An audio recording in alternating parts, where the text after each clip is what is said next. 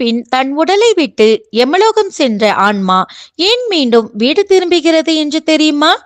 கருட புராணத்தின்படி ஒருவர் இறந்த பிறகு அவரது ஆன்மா முதலில் எமலோகம் அழைத்து செல்லப்படுகிறது.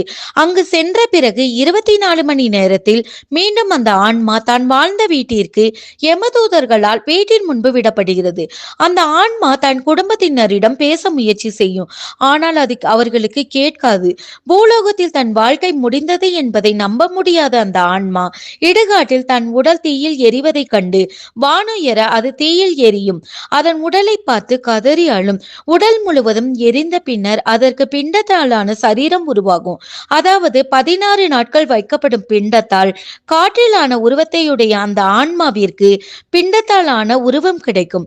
முதல் நாள் வைக்கப்படும் பிண்டத்திற்கு தலைப்பகுதியும் மறுநாள் கழுத்து பகுதியும் 16 நாளும் வைக்கக்கூடிய பிண்டம் அந்த ஆன்மாவிற்கு வலியுணரும் தேகமாக மாறும். பிண்டத்தை உண்டு அந்த ஆன்மா பசியாறும்.